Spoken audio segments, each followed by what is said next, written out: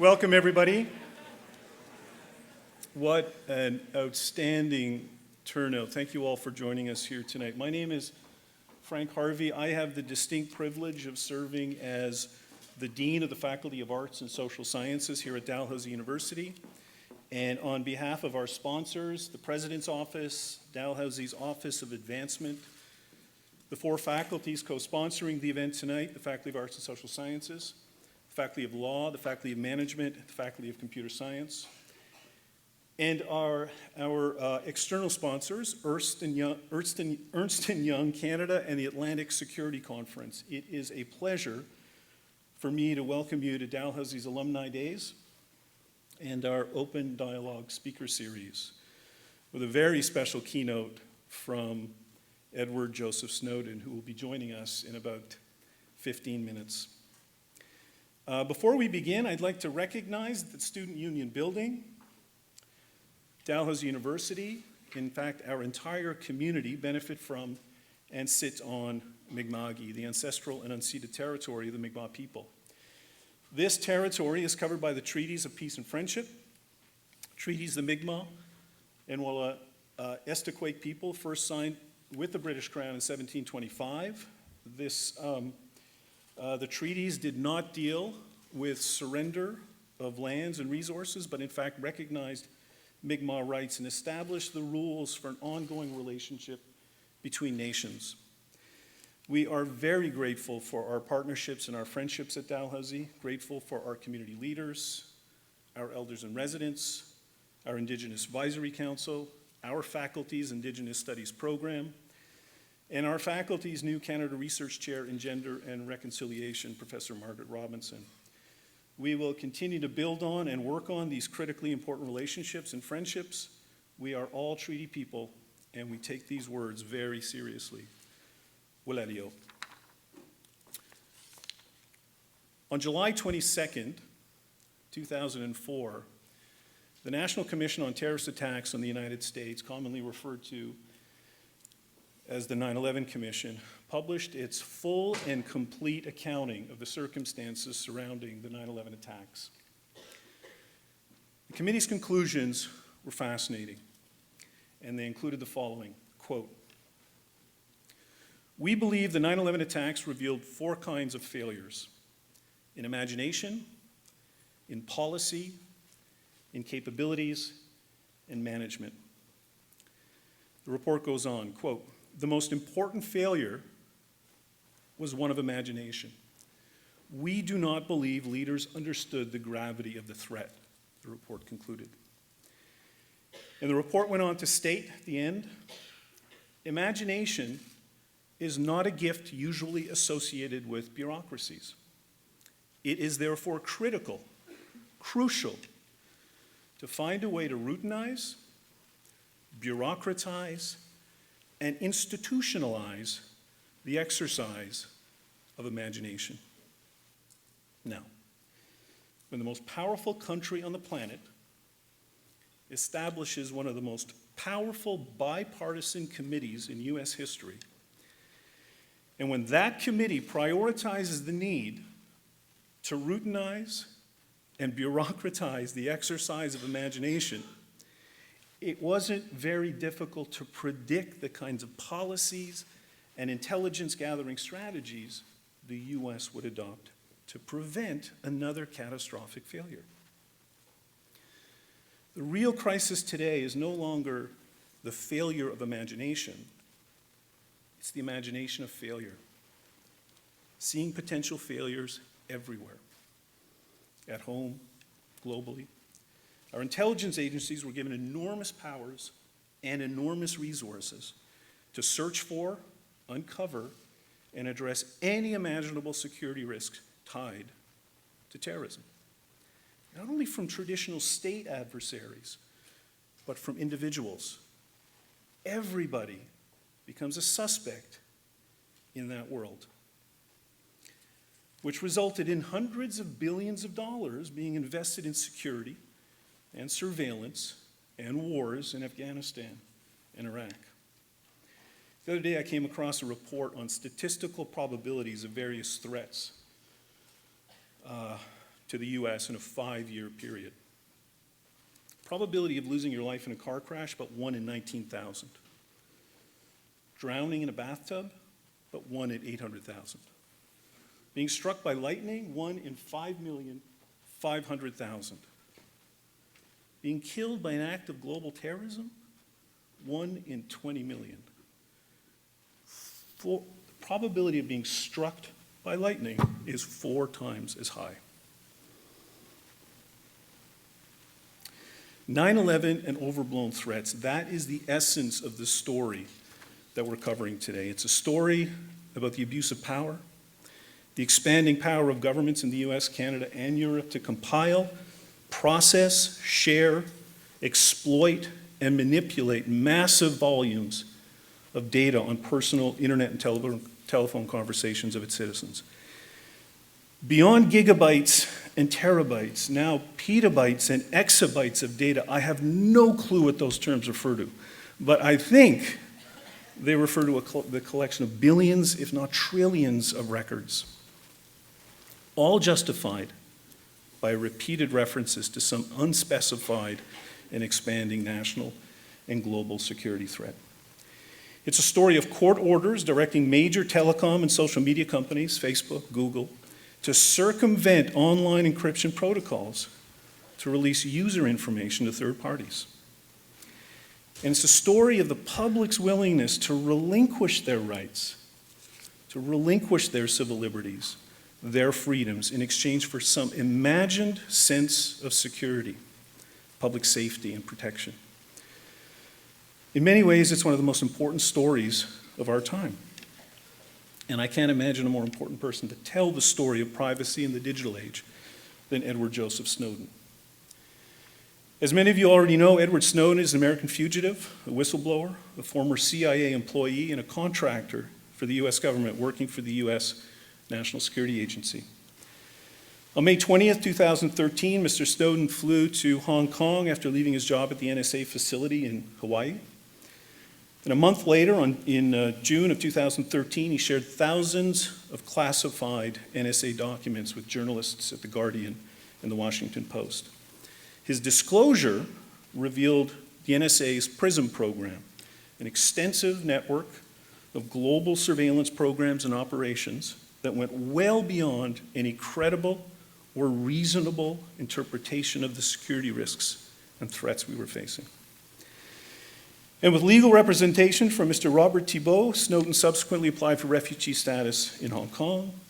When transiting, I believe to Ecuador, when transiting through Moscow, he was restricted to the airport terminal.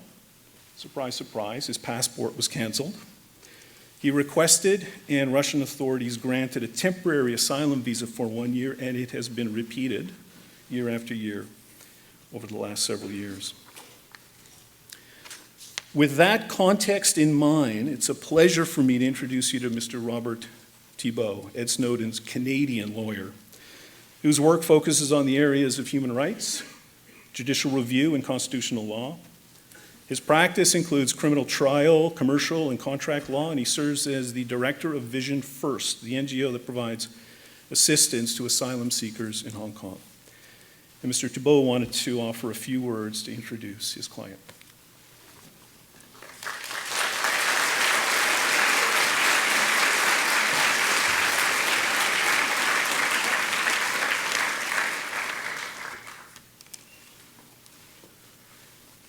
Well, I'd like to thank Dalhousie University for inviting my client, Mr. Snowden, to speak here today and to speak about privacy rights, government, and abuse of government powers. Before I start, I'd just like to mention my connections to Dalhousie University.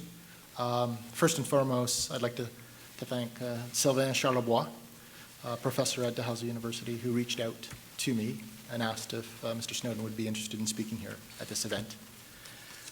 The second connection to Dalhousie University is a good friend of mine, fellow counsel, retired barrister in Queen's Counsel, John Cameron, who had been practicing law and still resides in Annapolis County. Now, I'd like to focus upon issues that relate to the protections that we need in this world that we're living in today, with the enormous powers, resources, and machinery that governments have, including the technologies they have to spy on us, to use our data, analyze our data, and to use it against us. What we're seeing are democracies electing leaders today that once in their offices are using the tools and the machinery and resources to attack the very institutions of democracy that put them into office. And you're seeing that all over the world. In Europe, you're seeing the leadership in Austria that proceeded on that path. Hungary, in South Asia, India, Southeast Asia, the Philippines. And as a lawyer based in Hong Kong, Canadian lawyer, you're seeing the same thing in Hong Kong. What we're seeing is an attack on rule of law and the erosion of rule of law and the attack on the independence of the judiciaries in democratic jurisdictions around the world. What we're seeing today are governments using their machinery and resources to systematically attack and violate our fundamental human rights. Ill treatment, torture, enforced disappearances, human trafficking, extrajudicial killings, and what we're seeing more and more recently are more incidents of war crimes and crimes against humanity. Now, I can say that, of course, based on reading the various United Nations special rapporteurs who investigate human rights abuses. But I'm also able to say that as a witness through the eyes of my clients. I have dozens of clients who have suffered persecution at the hands of their governments and the horrific treatment of ill treatment, torture, attempted extrajudicial killings. Rule of law and the independence of judiciaries and democracies around the world are eroding, in some cases completely disappearing. What we're seeing fundamental to this are the systematic attacks on freedom of expression and political opinion. Political opponents, journalists, lawyers, judges, UN special rapporteurs being targeted and attacked by various governments around the world. And of great significance is the attack on whistleblowers. Whistleblowers like Mr. Snowden, who made decisions of conscience to disclose in the public interest the egregious and criminal conduct of governments.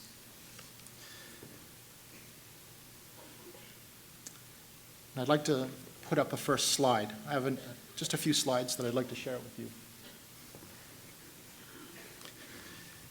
These are also my clients. These are the Snowden Refugees. And I'll go into a little detail on who they are and their relationship with Mr. Snowden. But there are 3 families here. And these 3 families, when Mr. Snowden was in Hong Kong, after he made disclosures of the NSA activities of electronic mass surveillance around the world, and even on the Five Eyes own civilians, that Mr. Snowden was at risk of extraordinary rendition. And what I had advised Mr. Snowden is to raise your refugee claims in Hong Kong, and I'm going to go into the point of international law and refugee law briefly, because that was the first shield Mr. Snowden had in Hong Kong. That once he raised a refugee claim, there was a legal barrier that would prevent the Hong Kong government or any foreign government to touch Mr. Snowden. But even with that, at that time, Mr. Snowden was the most wanted man on the planet. The largest manhunt in human history was launched against Mr. Snowden, and the world had descended upon Hong Kong like a storm. So what I advised Mr. Snowden was to go underground, go off the radar, and stay with the refugee community because he was a refugee claimant at that time. So very, very briefly, on the left you have Vanessa from the Philippines, and below her is her daughter Kiana, who was born in Hong Kong and stateless. The gentleman next to Vanessa is Ajith, a former soldier with the Sri Lankan army. Beside Ajith is a family of 4. Nadika from Sri Lanka, Sapun from Sri Lanka. Sapun on the far side is holding his son Dinath. And then below Nadika is Satamdi. All the children were born in Hong Kong stateless. All these clients opened their doors at various times to Mr. Snowden to provide him protection. They all saw Mr. Snowden in the identical situation they had all been in when they were fleeing for their lives and fleeing persecution in their home countries.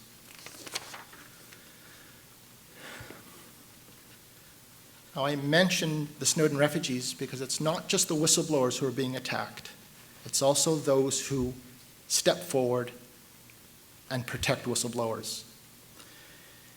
In the current and recent 2 administrations of the US government, there have been more prosecutions, convictions, and lengthy criminal sentences handed down to whistleblowers than in all previous US administrations put all together.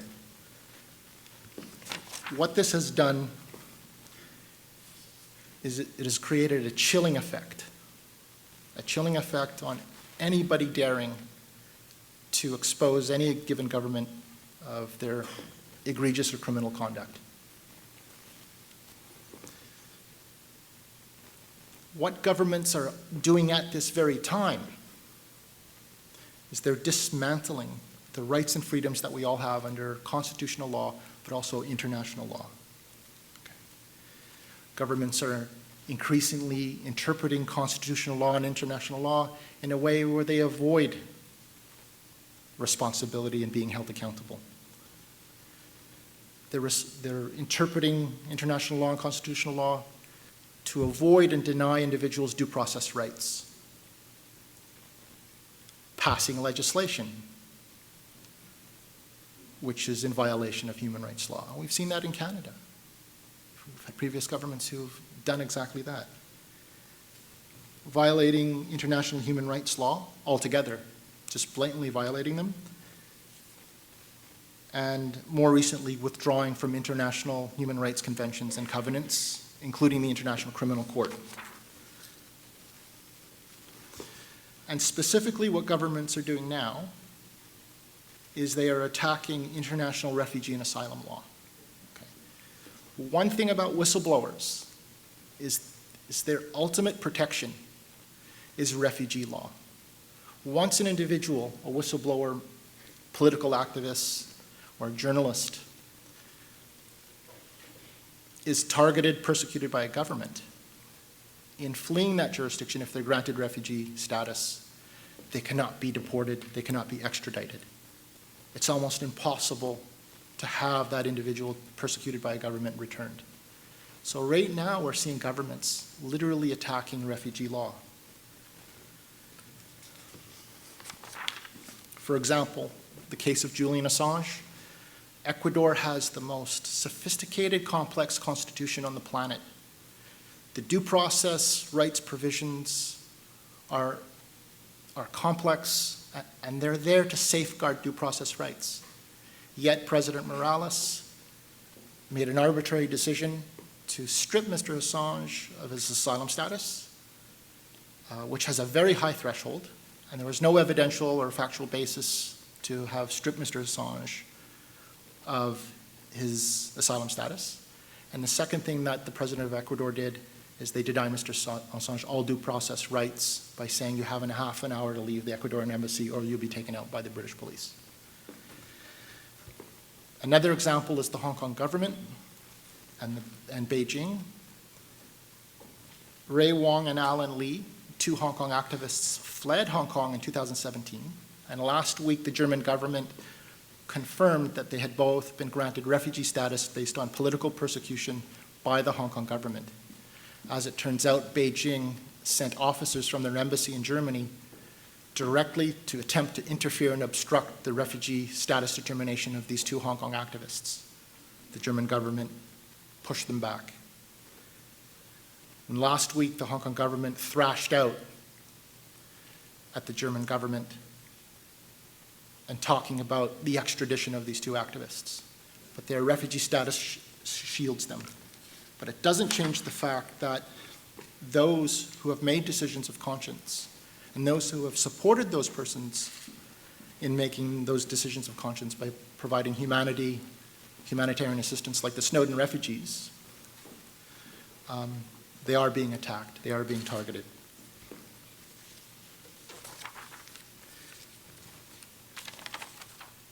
The Snowden Refugees, their identities were disclosed in 2016, and from that point onward, the Hong Kong government targeted and persecuted my clients, with stripping away humanitarian assistance, arresting witnesses in their cases, and allowing the Sri Lankan police CID to travel to Hong Kong to hunt them down, which happened in December 2016. The next slide, please.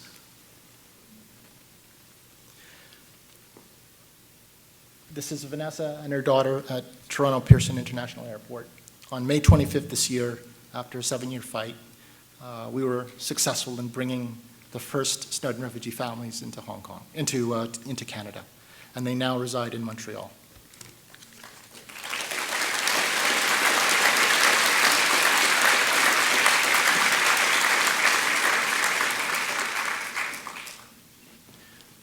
The Snowden refugees had made decisions of conscience, ethical, moral decisions to stand before and to support Mr. Snowden. The remaining 5 Snowden refugees are still in Hong Kong, and there's a twist with all of this. Firstly, we're at a loss why the Canadian government decided not to bring in all the Snowden refugees in one go. They form part of a member of a social group, which is one of the grounds under Article 33 of the Refugee Convention, but yet the other 5 are there. If I could have the next slide, please. Kiana, who's now in Montreal, her father is the father of Setam D and D Nath, which is the 3rd Snowden refugee family.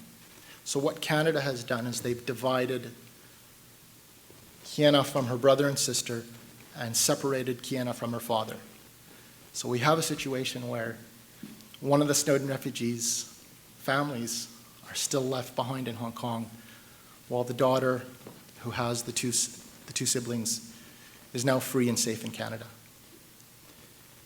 So we're asking Canada to act now, to reunite these families.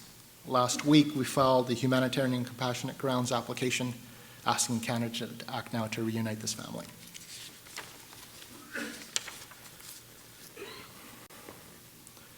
Without a doubt, Mr. Snowden's disclosures and discussions and debate that he started in 2013 and has catalyzed is more relevant today than ever before in terms of the enormous resources and technologies of mass surveillance that governments use to control populations, which governments have tried to convince society that such surveillance is there to protect them, and that's a fallacy. If I could have the next slide, please. This is, just would like to mention that this is Setam D in Hong Kong, and she's just wanted you to see this image of a little girl who's stateless, who'd like to be reunified with her sister in Montreal. And if I could have the last slide, please. We need donations to continue fighting for these families. And I would ask that whatever you can donate, it will help. And we're hoping to have these families reunified this year in Canada. With that said, I'd like to thank Professor Frank Harvey of Dalhousie, and I'll have him introduce my client, Mr. Edward Snowden.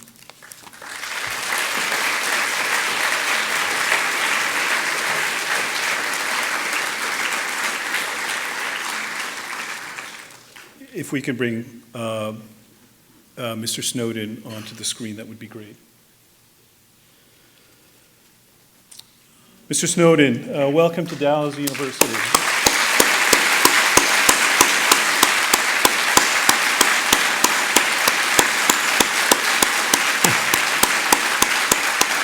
Wow.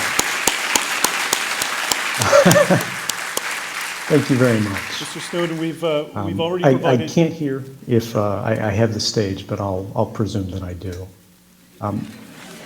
First off, I'd like to thank all of you for inviting me here to speak tonight. I'd also like to give a special thanks to Mr. Robert Tibbo for everything that he's done, both for me personally and for the families who gave so much to get me to this point where I could come and speak with you today. I owe them a debt that I'll never be able to repay, and I'm extraordinarily grateful for all the work they've done.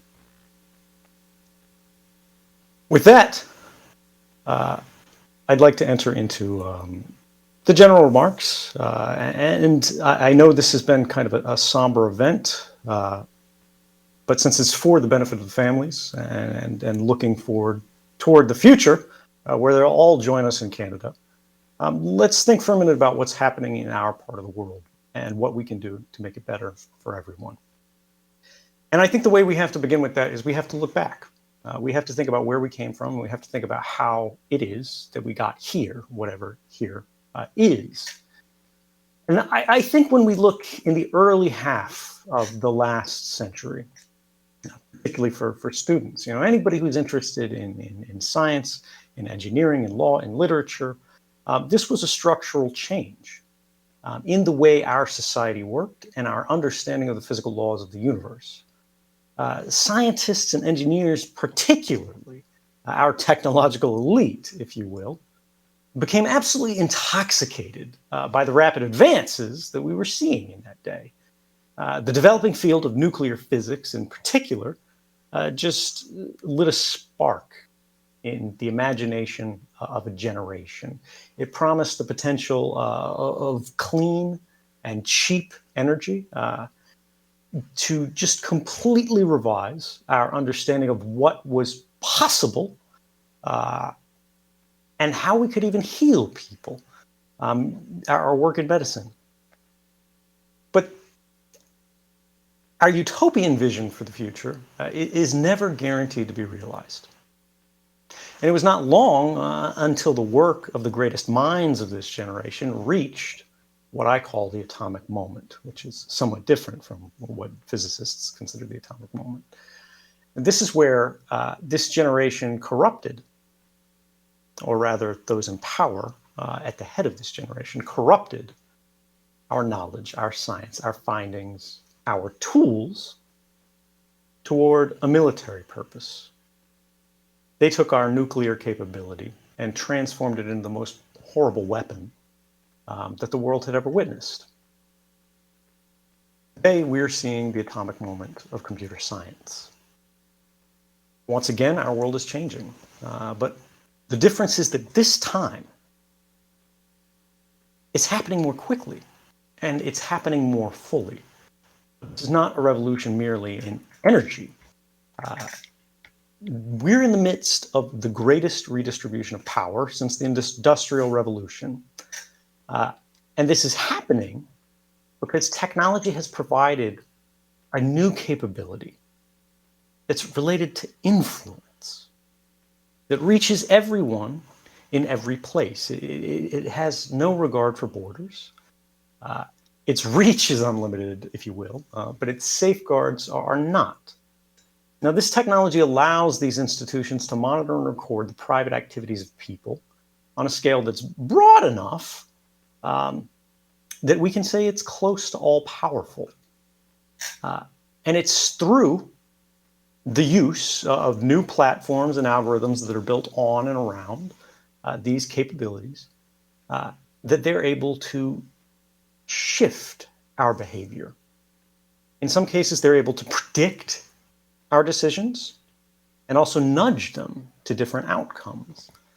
And they do this by exploiting the human need for belonging. Right? We don't sign up for this. one of the common arguments is to say, oh, yeah, you said, okay, you understood what it was doing. But how many of you who have a Facebook account actually read the terms of service? Right? Like it's not anything to be ashamed of. You have this for your phone. You have this for every website you sign up to. You have it for your bank. You have it for everything, everywhere. You have it for your university. You have it for access to their own information systems. You have it to get access to, the library.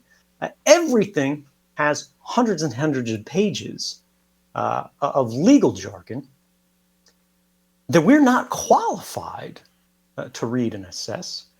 And yet they're considered to be binding upon us. And it is through this sort of unholy connection of technology and sort of an unusual interpretation of contract law that these institutions have been able to transform this greatest virtue of humanity, which is this desire to interact and to connect and to cooperate and to share, to transform all of that into a weakness. And now these institutions, which are both commercial and governmental, have built upon that, and they have structuralized it and entrenched it to where it has become now the most effective means of social control in the history of our species. Maybe you've heard about it, right? This is mass surveillance. When I came forward to reveal the first system of global, truly global mass surveillance back in 2013, which was being run not just by the United States government, but actually a real-life conspiracy, as hard as that is to believe. It's a real thing. It's in government documents. You can look at it online. Even the White House has refused to deny it, of a group called the Five Eyes. These are the Anglophone governments, which would be the United States, Canada, Australia, New Zealand, and the United Kingdom. And the revelation of this activity, which functioned, for those of you who don't recall, by working with companies, right? This was a collaboration between corporate and government power. And government in the United States, this began under the Bush administration and was embraced and extended by Obama, and it's continued to get worse under the current administration. They would go to the largest web platforms in our country and in your country and everywhere else. Each government would go to their own, and they would try to induce them into willful cooperation, in most cases beyond what the law required, by appealing to a sense of patriotism or a desire to increase public safety. And where that wouldn't work, in many other cases, coercion. And they would get these groups to act as agents of government, be able to hand over your entire Gmail account, everything you've ever typed into Facebook, clicked on Facebook, every site you've ever gone to where you're logged into Facebook, but it just has that like button on the page. All of that was recorded, right? And it was poured into a system that didn't just touch internet connections, but it touched phone calls and everything else. And this is a global heat map of where the surveillance was happening most intensely, just from the US part of the operation. So unfortunately, this doesn't reflect Canada's numbers. But you see some unusual things here. You see stuff that wouldn't surprise you. You see the war zone is sort of red hot. And you see China is getting closer to red. Red means more surveillance, right? But an unusual thing is you would see a traditional adversary like Russia is actually less intensely monitored than the United States itself. You see Germany is being intensely surveilled, things like that, traditional allies. And this surprised a lot of people because we had constantly been told this was for our own good, it was for our own protection. And the only reason we weren't told about this was because if we knew, people would die. But when you actually looked at top secret documents, and all of these materials were classified before the days of 2013, their own documents written by their own lawyers said that the real reason these programs were classified was because they feared this is their own words, quote, damaging public debate. And that's about the scale of their activities, and that would open them up to legal challenges because they knew they had gone far beyond the law. Even by their own counting, the U.S. National Security Agency, they're the ones in charge of sort of this mass surveillance operation internationally, and the FBI does a lot of the tapping domestically.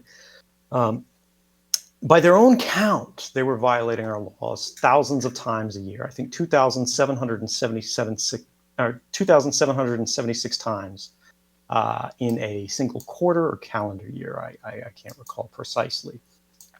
And this just continued, and it spread, and it became more and more entrenched. And it was funny because people tried to speak against this internally. There was a man, a whistleblower prior to myself by the name of Thomas Drake. He was a senior executive.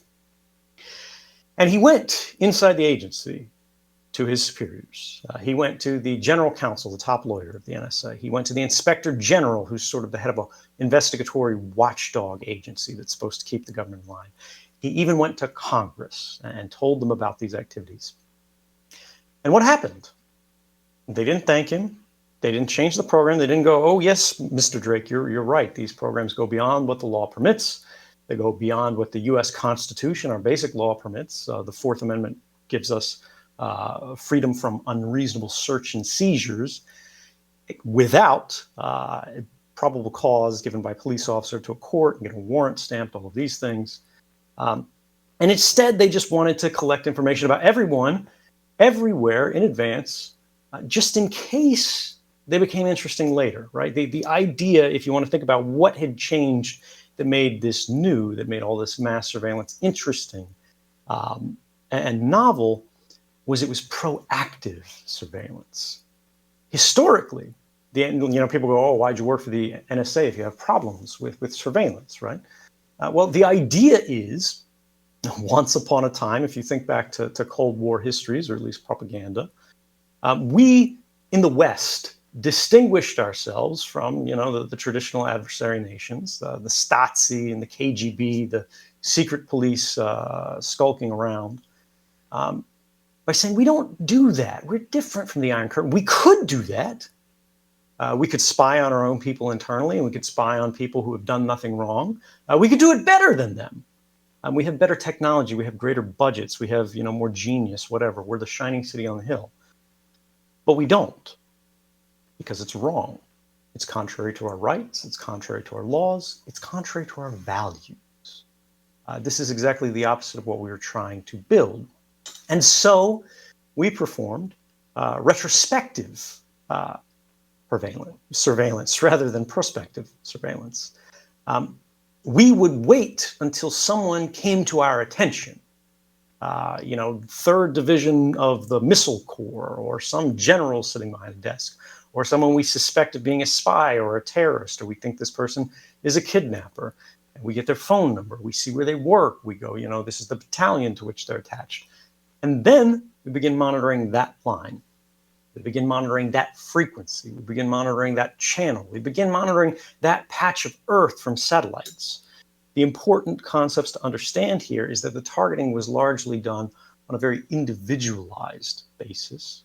And it was done after a suspicion had been developed, a suspicion of wrongdoing, right, or some kind of oppositional activity. After September 11th, the policies of the United States changed. Now, it's interesting and very historically important to understand that this plan for this new system of mass surveillance was not created in the wake of 9/11. In fact, it had already been written. The U.S. Patriot Act, you all may have potentially heard of, which really changed the way our surveillance and sort of counterterrorism strategies worked, had been sitting on a shelf for years, ready to go. But our legislature didn't believe they were in a position where they could pass it. There wasn't that kind of support. But after the entire nation had been victimized, everyone was grieving and angry and fearful, it passed with, I think, only a single dissenting vote. And now we live in this new world, right? And the program started slowly, and they started intensely secretly. The author of the Patriot Act since 2013 has said he did not believe, it was not his intent and it was not his understanding that the Patriot Act or any of the laws passed since then authorized these activities at all.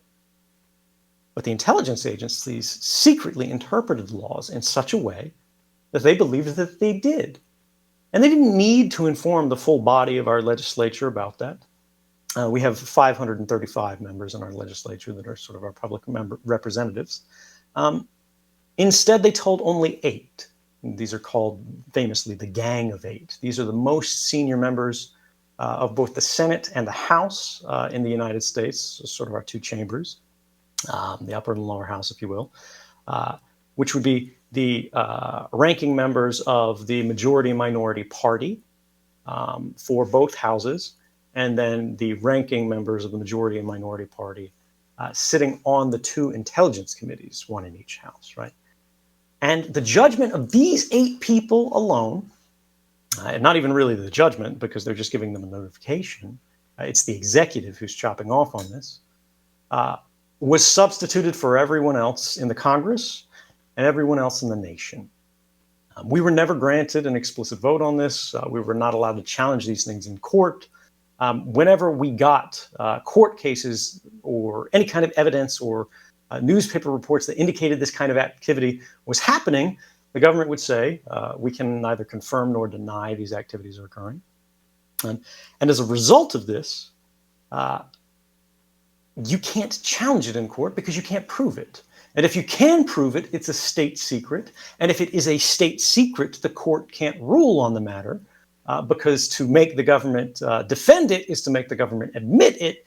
And that by itself is harming the national security. And the court can't even judge whether or not it is harming national security under the US system because they say the branch best positioned to judge matters of national security is the executive, who, if these programs were not harming national security, would have committed the gravest criminal and constitutional violations and probably in the modern history of the country. And so you can see how it forms a system of incentives that paralyzes the body of oversight, right? And it was only over a very long period of years and years and years that stuff started to come out in bits and bits and pieces. But even I, who had worked as a staff officer of the United States government undercover for the CIA positioned overseas, and then later as a contractor for the NSA, working in government facilities, taking orders from government personnel, working on government equipment, literally pressing the buttons and using the tools of mass surveillance directly with my own 2 hands, but working for a private company, because in the United States, that's just how we do it. Even I didn't know what was happening until that very end part of my career, when my access had grown so broad and my clearances so deep that I could see the whole of the picture. And I stumbled across a document. It was one of those Inspector General's reports that was written in response to a newspaper story all the way back in 2006. And this was a New York Times journalist by the name of James Risen, had found evidence and someone who was willing to talk to him in government to say, look, the United States government is engaged in mass surveillance. And they're saying this is a counterterrorism program, but it's collecting domestic US persons' communications. And this was a clear, just absolute violation of the law at the time. Even with the Patriot Act, they had simply gone too far. There was no way to defend this beyond political arguments. And this story was ready to go and ready to be printed just 1 month before the US election, George Bush's re-election, if you remember that name. It's ancient history now, but not such a wonderful fellow. And what happened was the newspaper reporter had the story cold. Everybody knew it was true. The government had quietly admitted to it. The editor-in-chief of the New York Times, which is, the biggest newspaper in the United States, was called by the White House. And I believe actually he had a meeting with George Bush, the president himself. And he said, if you run this story, people will die. you'll have blood on your hands. These programs will be ineffective. The next buildings are going to come down, and it's going to be your fault because these programs are saving lives every day. And if we lose them, if they lose their effectiveness, we'll have nothing. We'll be open, we'll be vulnerable. And he believed it. And he spiked the story. And George Bush was reelected by the slimmest margin in nearly any presidential election history, possibly the slimmest. I just can't remember the exact numbers. And then in 2006, the reporter whose story was killed writes a book. And the New York Times hears about it, and they realize their reporter is about to print the story they would not. And that would be extraordinarily embarrassing, so they print it. And it becomes a massive scandal, a warrantless wiretapping scandal of the Bush administration. It leads to changes in our laws. They instantly passed a stopgap measure, an emergency law that should have warned everybody something terrible was about to happen, because it was called the Protect America Act. And whenever you see a bill with a name like that, you should be skeptical of it. But sure enough, it passed. And one of the interesting things about that law and the law that replaced it, the FISA Amendments Act of 2008, is that it retroactively immunized all of the corporate partners in the telecommunications industry, the ones who, our phone calls transit over, that had been happening or that had been violating the law plainly because they were operating only on the basis of a letter from the US government saying, will you pretty please do this? Even though their corporate lawyers said it's illegal if we do this, but they said, well, the president's asking us to do it, so we'll do it. And they did it. The problem was every single call that they collected or every message that they collected under this program was a felony. And the penalty was, I think, 5 or 10 years per violation. And they had committed this crime billions and billions and billions of times. So law passes and wipes away all of the criminality and says it's okay now. And the reason this is passed in the face of a scandal, the whole reason this could go, people could authorize this when they were outraged, because you have to remember at this point, George Bush is a very unpopular president. They all dislike him. But every politician is afraid of being accused of being soft on terrorism. And what they got was they extracted an agreement from the president who would simply say, this program is no longer going to operate. We're going to shut this down. We're not going to do this anymore. Well, the funny thing about this Inspector General's report that I found so many years later, which is published, by the way, in the Washington Post, if you want to read it. It's a very interesting document. It's a secret history of how all these programs came to be. They didn't actually shut it down. The president lied, and the people in Congress who knew about it kept their silence. What they actually did was they took the part of the program that the journalists had discovered and written about, and they shunted that off.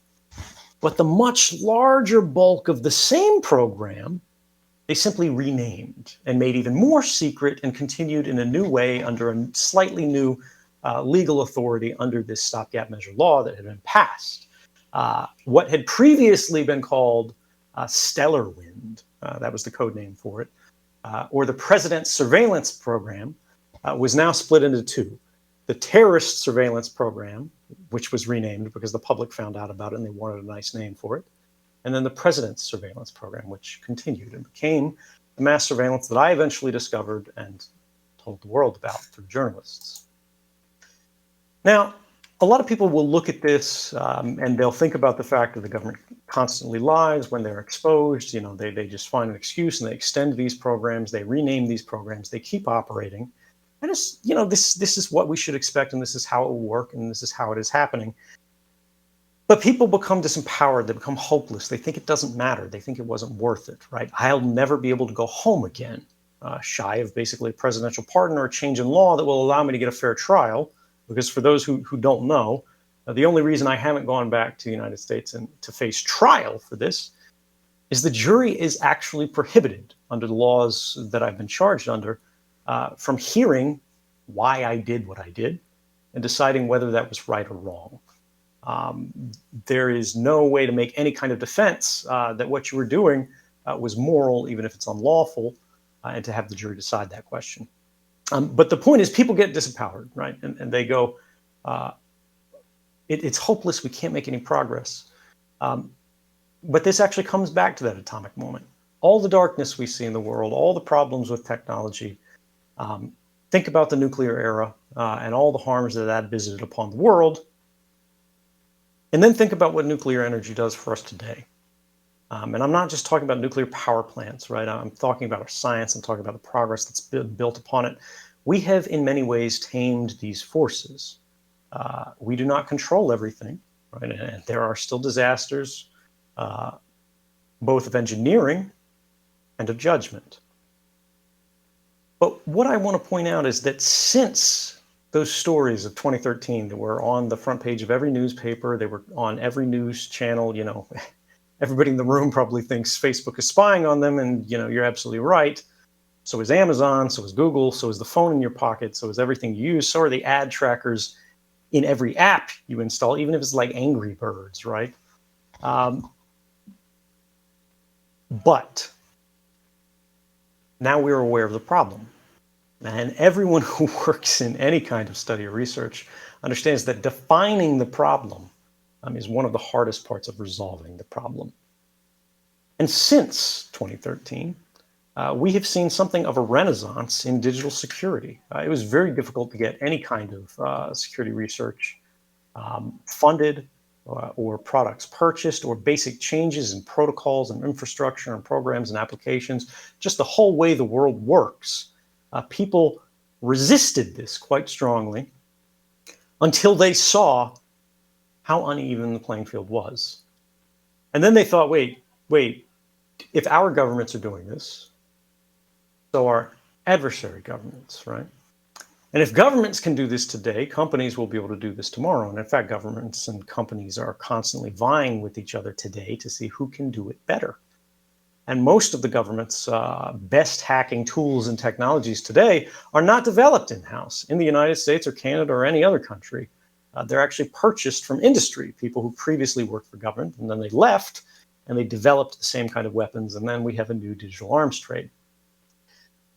But this awareness of the problem led to a new effort to resist these abuses and to create new safeguards and new protections. Before 2013, one of the most important stories about 2013 that people hadn't really understood, everyone in academia who worked in technology understood it was theoretically possible and it was quite trivial to do, but we didn't have evidence there was a real world attack that was happening in developed, open, free societies. We thought this was something that belonged to authoritarian regimes. And this is that all of the communications that you're engaged with every day, you send someone a text message, that's going over SMS, right? SMS is unencrypted.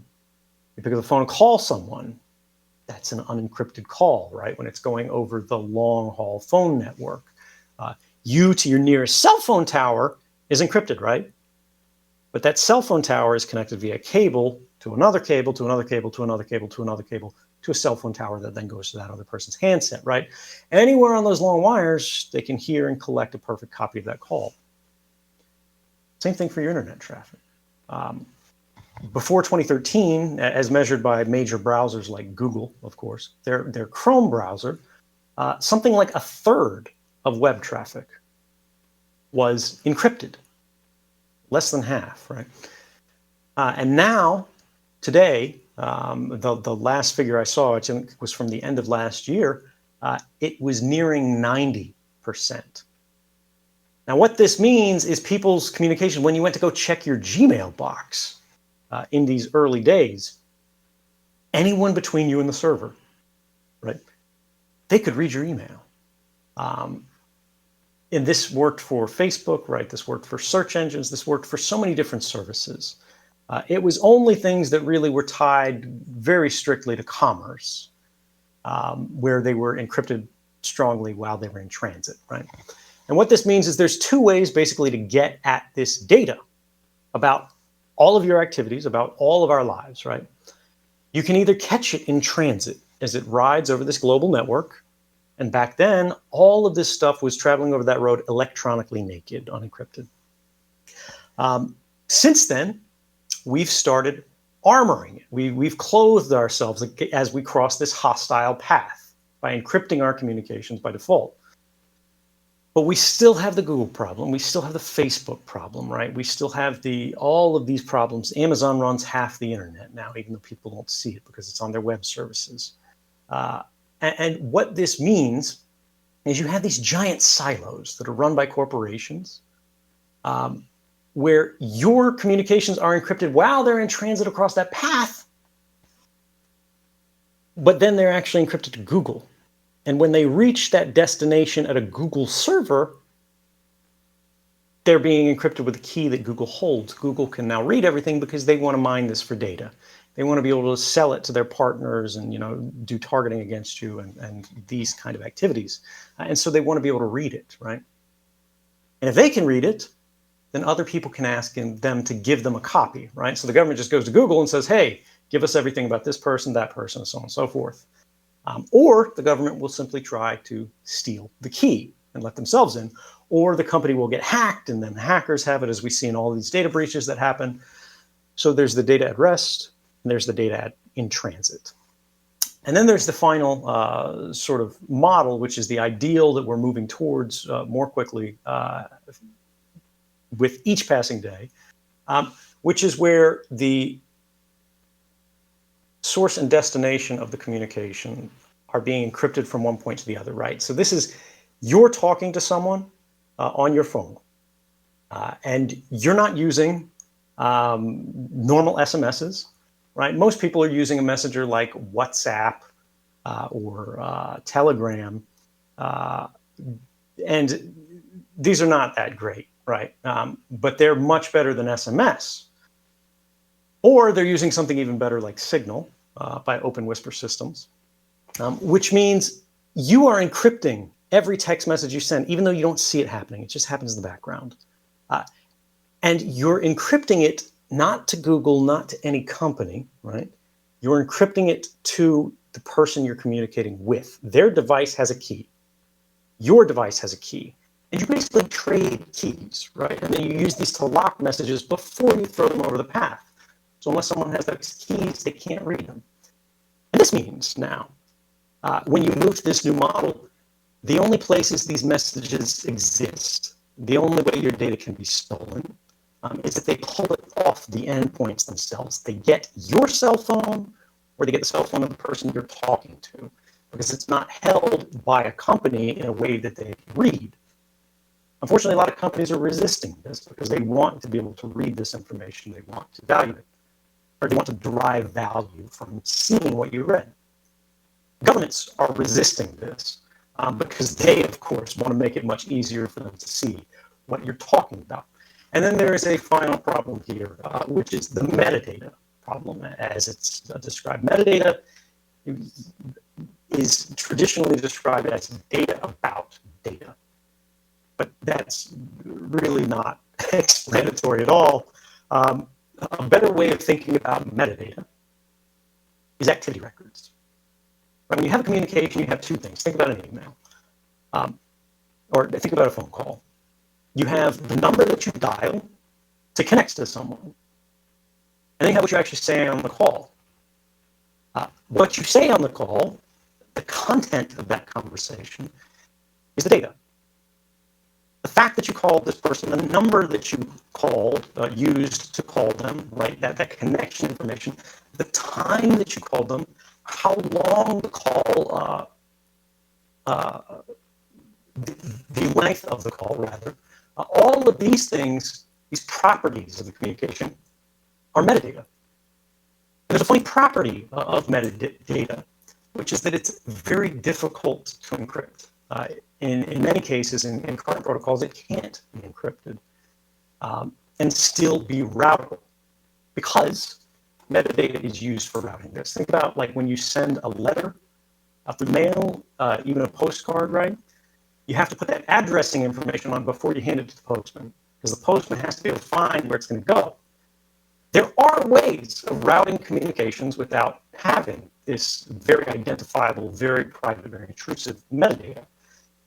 But governments have tried to create a new paradigm, and they've been very successful in the United States. This is the law, where metadata has a lower level of legal protection.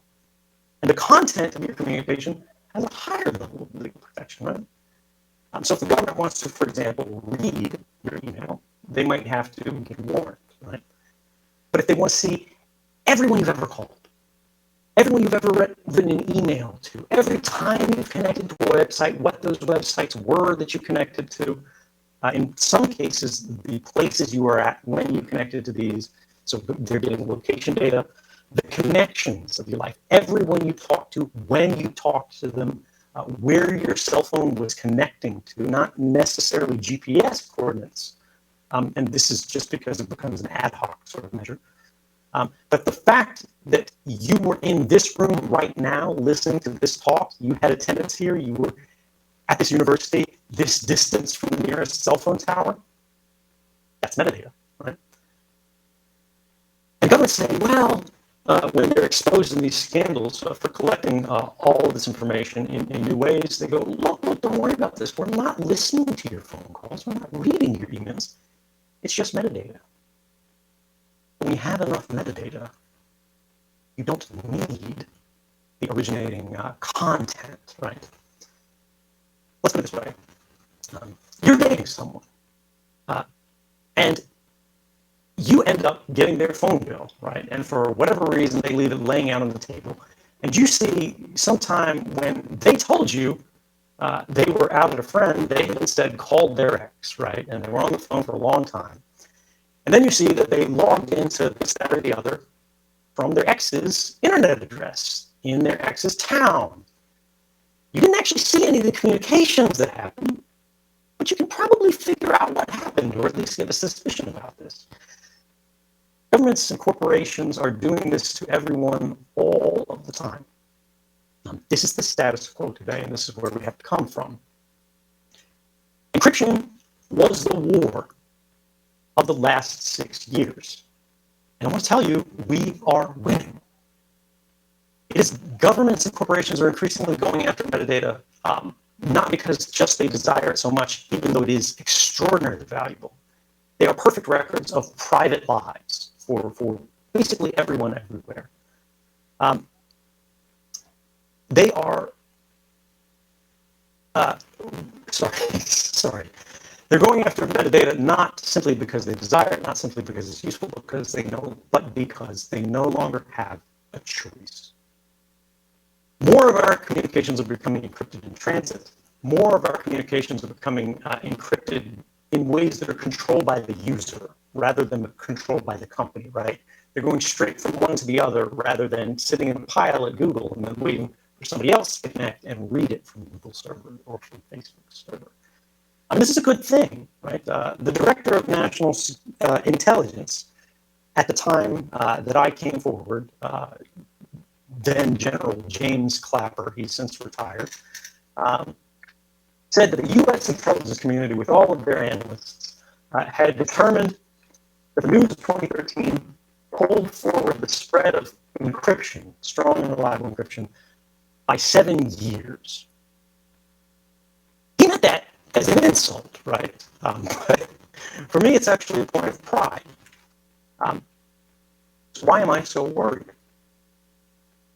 The pervasive encryption and secure messaging has proven so effective, right? That it has fundamentally reshaped the sorts of predation that are now faced by the internet and its users. That's to say, all of these bad guys, from criminals to the Chinese government, to the Russians, to the NSA, whoever you don't like, these guys don't simply give up because their work is no longer as easy as it was. We are safer today, which makes their life a little bit harder. So they started to get creative. Now they're going after these endpoints. Now they're going after these companies. And when they look at the endpoints, as it turns out, they are not as strong as we want them to be. In fact, we're living in the greatest crisis of computer security I think that we've ever seen. And so how do we protect these? And what are the threats facing them? And what can we do about them? I want to back out because I want to get to questions and make sure we have plenty of time for that. But I want you to think sort of three high-level trends that we're seeing. The first and foremost is actually the most dangerous part of the dynamic, and should be the easiest to control through policy, for those who are interested in policy. But unfortunately, we see very little appetite among policymakers for doing this.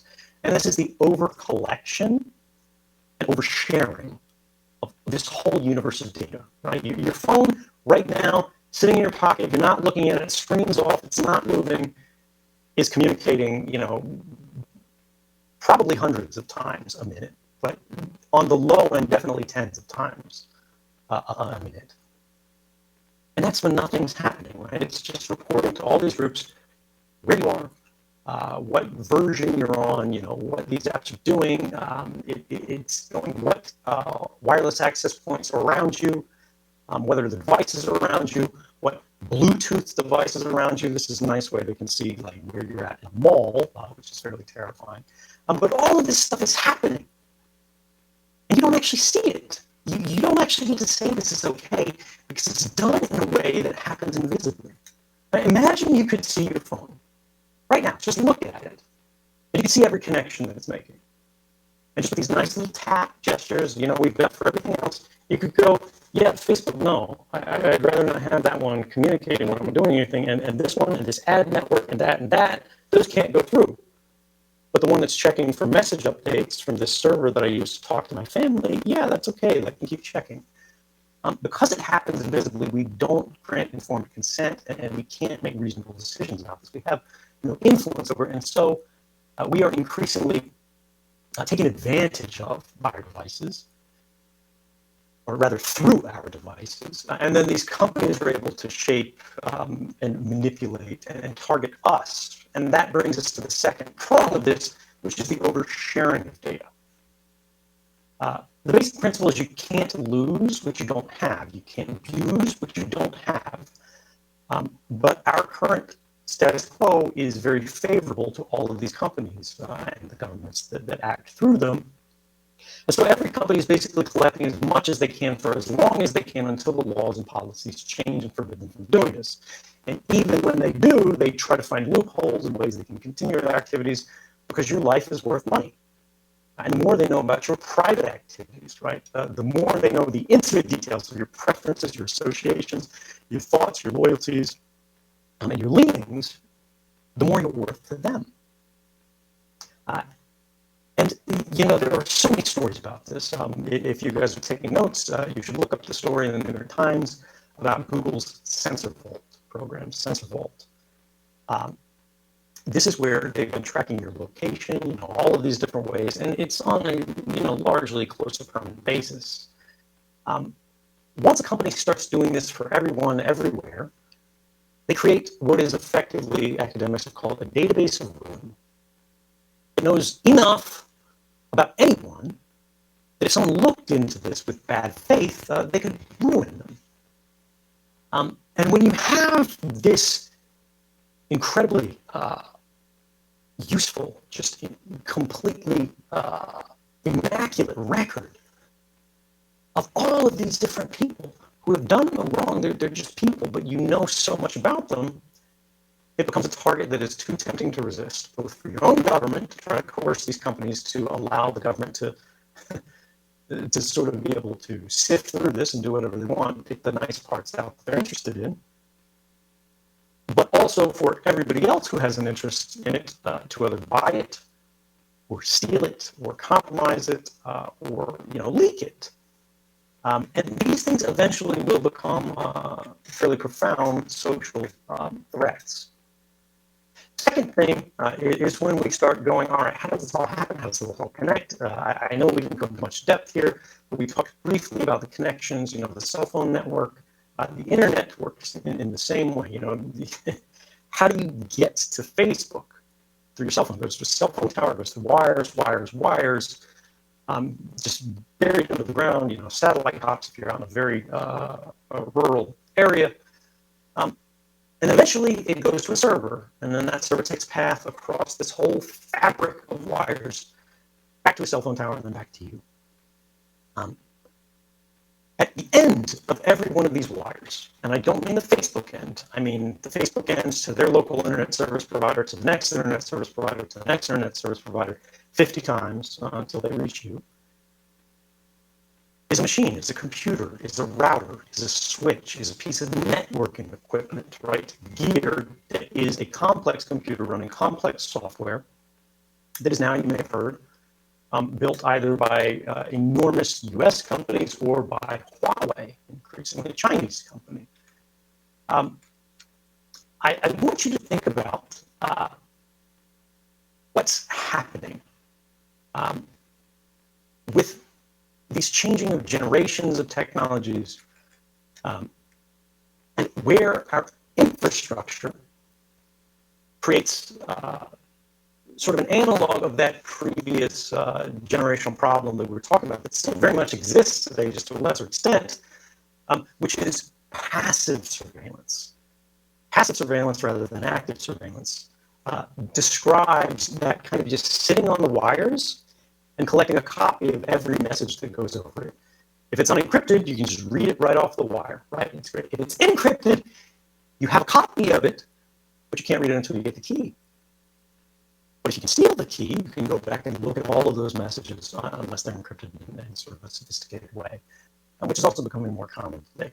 But the idea is having access to a copy of everything that goes over the wires is a very dangerous thing, and it's also unfortunately very common. Now, there's another thing that all of those switches and network devices can do, which is manipulate communications as they pass through them. Now, there's a lot of sort of fears talked about Huawei, their national security threat. And the interesting thing is there's never been any evidence provided to support that. And that's because at least as of 6 years ago when I was on the inside, there was no Huawei backdoor, right? And it's most probable today that there's not a Huawei backdoor right now, right? And by backdoor, I mean like some sort of evil, malicious function built into these devices that's like, screw Canada, press the button, and here you go. All right, hang on just a second. I got a message about microphone distortion. Let me see if I can correct that.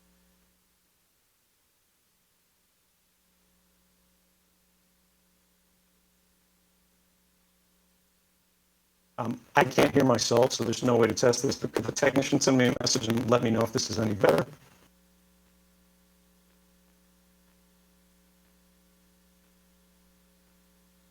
This is an audio check. Can you hear me?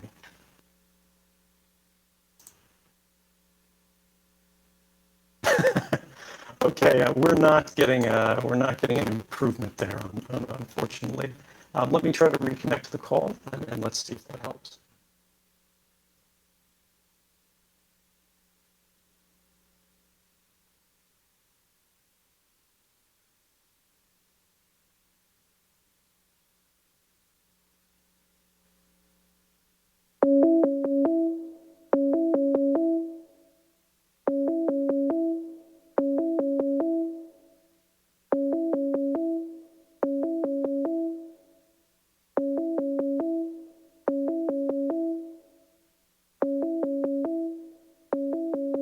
I'm saying.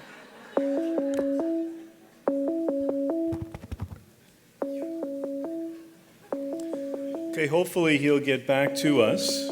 When he does, I'm going to suggest we move into questions and ask for a few final comments so we can move on.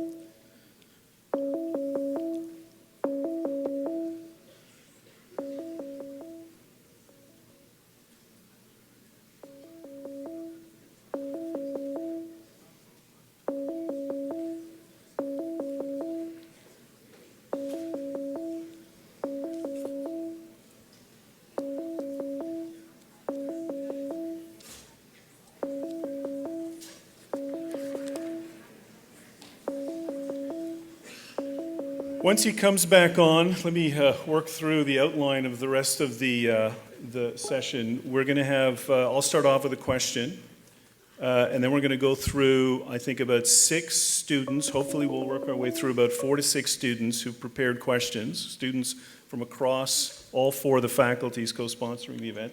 Okay, this is an audio check. Can you hear me? 10-9-8-7-6-5-4-3-2-1.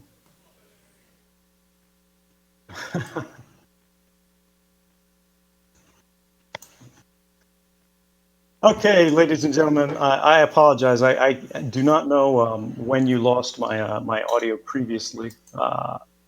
So if there's something particular that you'd like me to restate, you can bring me into questions. Otherwise, I'll just come through. Hopefully, we can extend this event for a few more minutes just to Ed, make can up you for hear lost me? time. Ed, can you hear me? Actually, I could hear that gentleman briefly. Ed, we heard almost all of your presentation. It was a little choppy towards the end, the last maybe 10 minutes, but I think whatever points you were making were transferred, so that's perfectly fine. And I'm wondering if you can just close off with some of your final points, and then we'll move over to questions that the students want to ask. How does that sound? Absolutely. And I can't control your schedule, but given that we lost a little bit of time, if you want to extend the session to cover those extra questions, that's fine by me. That's fantastic. Thanks very much, Ed. Go ahead. Yeah, so the final points here I was making were about infrastructure, right?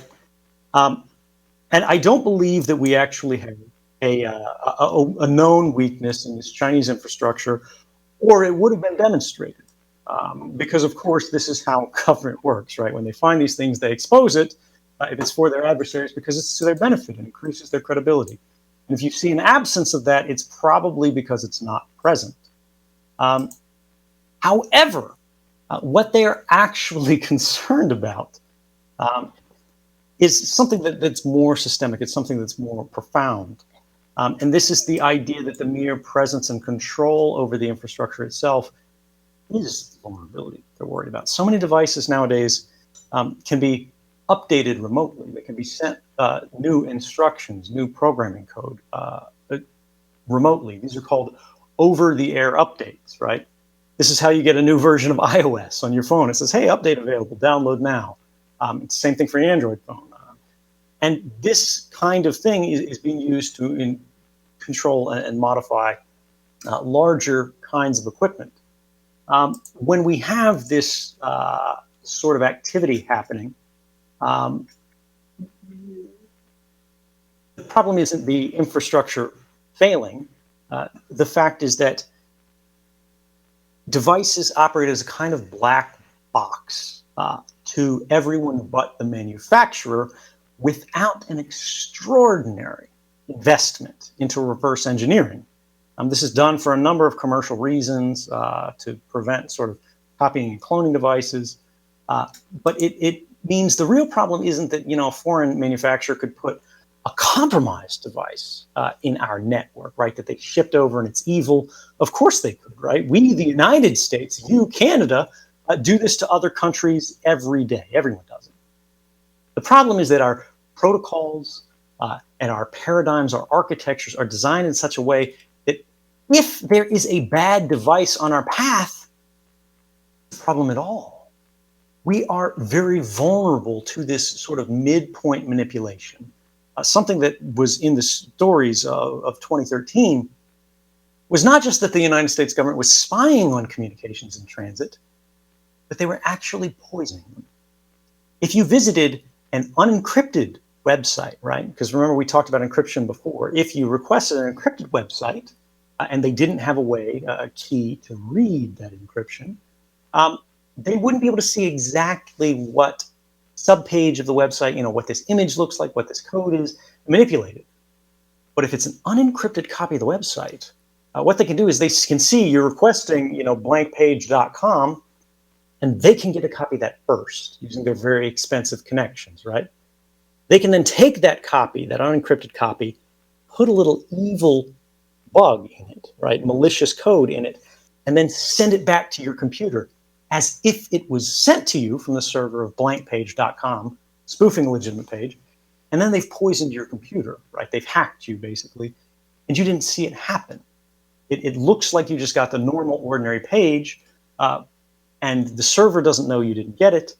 It's just anyone in the middle has an advantage in terms of surveillance, in terms of manipulation, and these governments have become very comfortable occupying that position for themselves. And there are a lot of arguments to go, okay, maybe we want to do this. Maybe this is beneficial. Maybe we don't, right?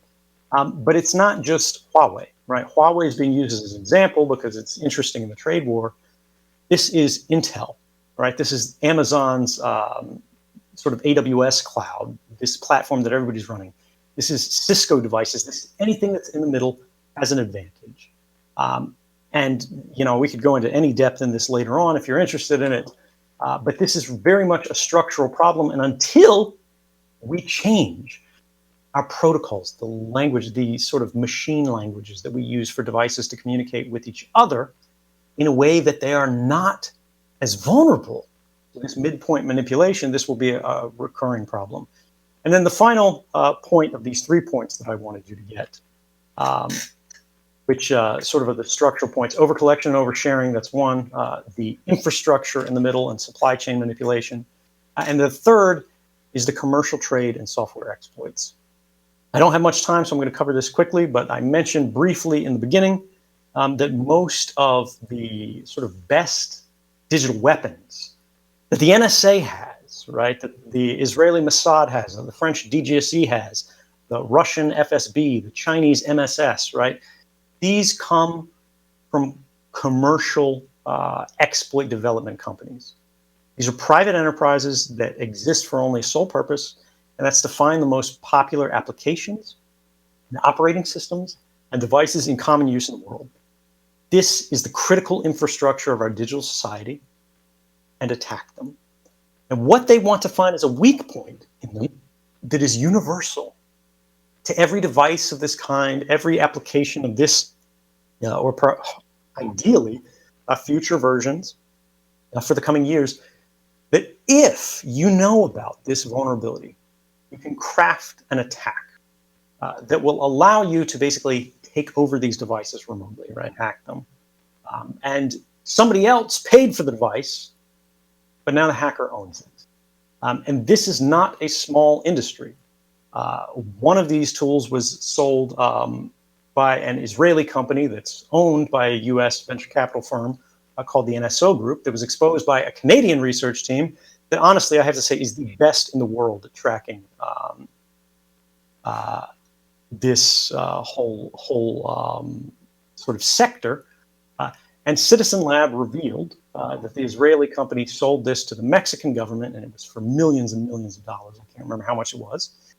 And the Mexican government then used it to spy on the president of the Mexican Senate, the opposition, a journalist who had written a story exposing the Mexican president as being involved in corruption, and her child, because they had difficulty getting to her directly, human rights defenders and activists, people who were looking for missing students. And this has happened again and again. The Saudis bought it, and they used it in the operation against Jamal Khashoggi's friends. Jamal Khashoggi is the journalist who was murdered in Saudi Arabia's Turkish consulate. And the idea here, just to understand this on a policy level, is that this is a policy problem. And it will not be fixed until you lobby your governments to criminalize the trade in exploits. Note that I say trade, not research, not production, right? Neither of which can feasibly be done or really even should be forbidden because they infringe on academic equities, right? And sort of freedom of speech and experimentation. But we can promote legislation that criminalizes the sale of information about any hardware or software vulnerability that has not been reported to the developer of that hardware or software, right? And then we can provide a venue or venues and mechanisms for victims of the commercial exploit trade to win damages in your jurisdictions, both from the company and from those who have invested in it. And the reason this is important, because particularly for computer science students in the room, your code is not secure today, right? You know that, I know that. And it probably never will be, no matter how much you invest in it, whether that's time or resources, particularly if you start a company, because the other developers you work with and you yourself are writing tools, primarily in programming languages that aren't even memory safe. And you're deploying them on platforms that weren't designed for security. And these platforms are being operated by third parties whose activities you are not permitted to oversee, much less influence, right? Even if you throw a few $1 million at somebody who's claiming they have a magic wand to make these problems go away, you'll say goodbye to your money, but you won't say hello to security. It is the ecosystem that is the problem. And it is our decisions as a society that have allowed this ecosystem that is very much poisoned, is polluted and toxic to the public digital life, to come to pass. But just as decisions got us here, decisions can take us from here to a better and brighter rather than darker future. The last closing point before I turn it over to questions is what we see happening in politics around the world today. There's a rise of authoritarianism that I think everyone can feel in every country. Canada is, in relative terms, doing, I think, much better than the rest of the world.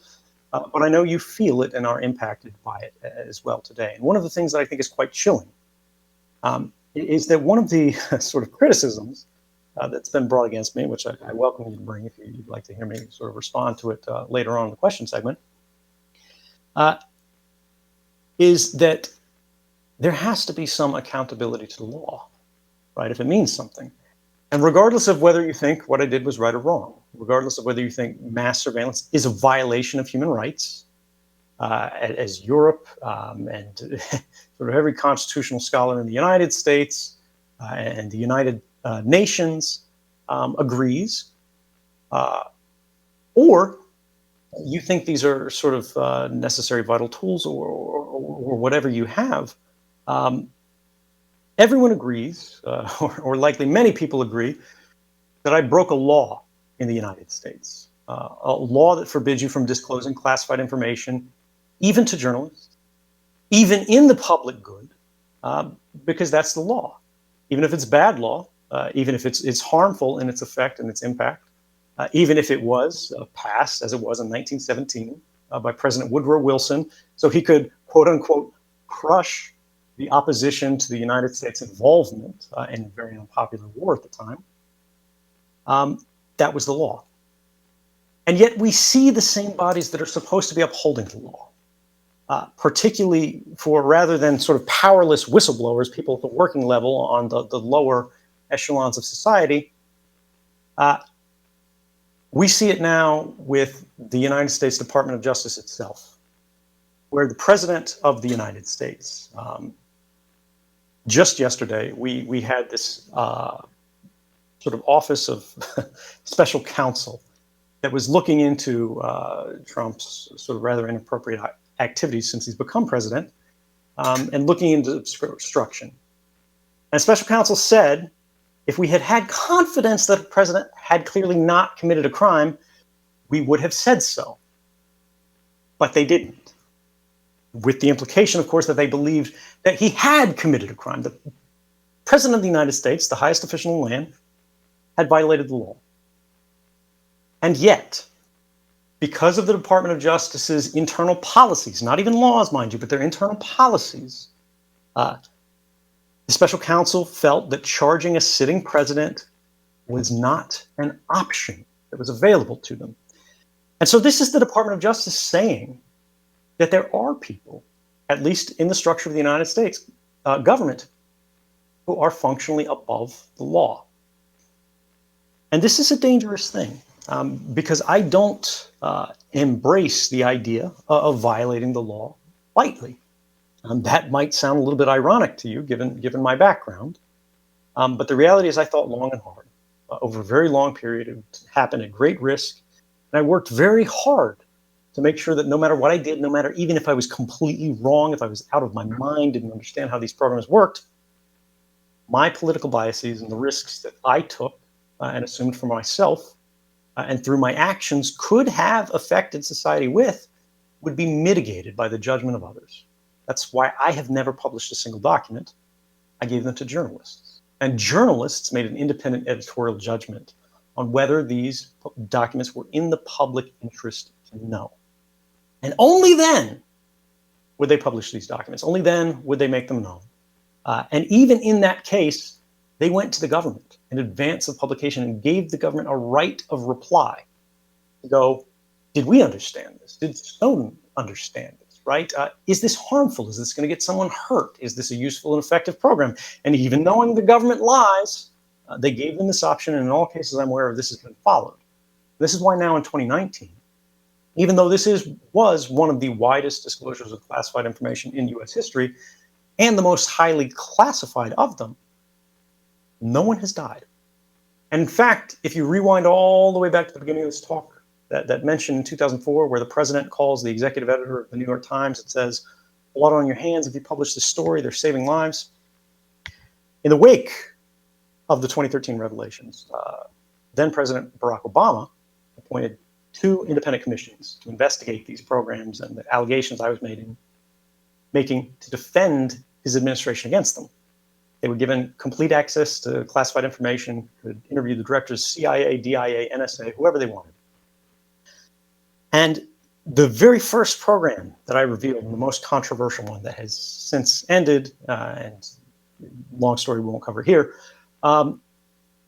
said, although this program had been operating for more than 10 years, going back before the Bush administration, after the Bush administration's sort of warrantless wiretapping scandal, they said it had never made a concrete difference in a single terrorism investigation.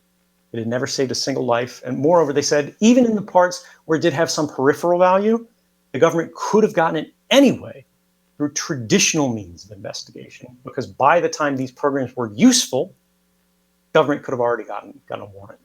And the reason that I bring all of this together is to say that, look, the law is endangered, and it is a very difficult challenge. There are just laws, there are unjust laws. But we need to remember the difference in the balance of power between ordinary people, between private citizens and public officials, right?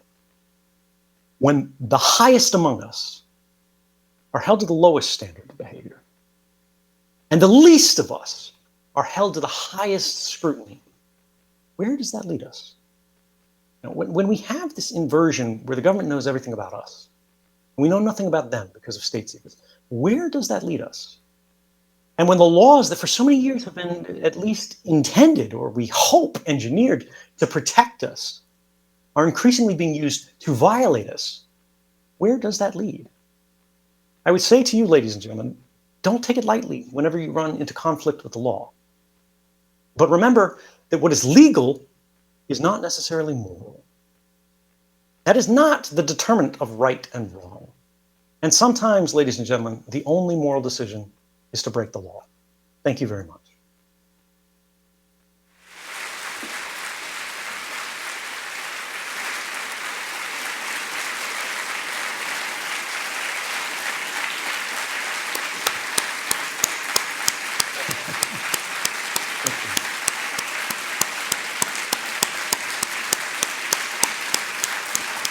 Please, let's get to Q&A. I know we have questions, and I talked for too long. Thank you for being patient. Thanks very much, Mr. Snowden. I'm going to start off with a question, and then we'll move on to the students. Mr. Snowden, there's a scene in Oliver Stone's movie Snowden in 2016. I'm going to assume you had at least some role in the movie, because you do appear at the end of the movie with a very powerful statement. There's a scene in the movie where you collect the data, you hide it in the Rubik's Cube, you manage to get through security, brilliant move, by the way, and you're walking out of the building, and it's kind of a slow motion scene, and there's a smile that appears in your face, and I think I understand why you were smiling, because first you managed to get the data, but now you have the information that you were going to share with the public, and that would transform the nature of the debate. You would mobilize the public, and you would finally get some measure of justice with respect to the civil liberties that were jeopardized for so many years. That's not what happened. The public wasn't mobilized. In many ways, the public really didn't care. They tend to overestimate threats that are non-existent, like terrorism, and they tend to underestimate threats that are surrounding them on a daily basis. And the policies never change. Clinton, Obama, Trump, they never change. They never change between Stephen Harper and Justin Trudeau. C-51 looks like C-59. 2 points. First, That must be incredibly frustrating. And two, did you overestimate the nature of the debate and the public reaction, the likely public reaction to your revelations? It's a great question. Thank you for asking. First off, I've got to say that the film, of course, is dramatized. I'm not the one who wrote the script. When I finally got out of the NSA building so many years ago, I definitely don't think I smiled because I was terrified. Right? If you imagine yourself in that position, I was literally working in an underground military facility buried under a pineapple field with revolving gates that are literally called man traps, right? You have to badge in and out of everywhere. There's armed guards, there's metal detectors, there's bag searches, all of these different things. And when you know as much about surveillance as I did, just from the rare fortune of working at both the CIA and the NSA, it just makes you worry more about what you don't know. So I was actually much more concerned with the fact that, you know, were they actually on to me and they were just waiting till I got to my car? Were they waiting till I left the fence line? Were they waiting till I got back to my house? And I just had to always be prepared to explain why. You know, I made the decisions that I did in case things went wrong, because that's all you can do. You have to believe in something, but it's not enough to believe in something. You have to stand for something if you want change to come. And then this leads into your larger question, which is, you know, did change come? And I think the sort of presumption of the question misses the why of why I did this. I didn't set out to change the law. I didn't set out to tell people, you know, this is what's wrong with policy and this is precisely how you fix it. That's not my position. That's my job. No one elected me. The only thing that elected me was circumstance, what I saw, where I sat, what I could prove, right? And I had a belief that this was important for the public to know, and I still believe that to be true, right? And I think history actually, since then, has established a general consensus that this was meaningful. This was to the public interest to know and understand. Now, have laws changed as a result of what happened in 2013? Actually, absolutely. We have gotten the only meaningful intelligence reforms since the 1970s in the United States. Was it enough? Did it fix the problem? You're absolutely right that it wasn't, right? But we haven't gotten anything since then. This was the first time a law had been passed that restricted the intelligence community's powers rather than expanded it. But it's sort of like, you know, you've got a closed toothpaste tube. You squeeze it on one side and it just moves the toothpaste somewhere else. In Canada, we get C-51, things like that. In Germany, we get mass surveillance bills. In Australia, we get generalized data retention measures. In Russia, right, which long has a history of repressive surveillance measures, they get a law so bad that Russians are calling it the Big Brother law. And if Russians are calling something the Big Brother law, you know, it's something to worry about. The Chinese, being, you know, their own very particular sense of humor, they modeled an expansion of their surveillance powers after U.S. legislation, because they realized if they used a clone of our laws, it would be impossible for us to criticize them. France did the same. The UK did the same for expanding their own powers. But this is because this is the trend of technology.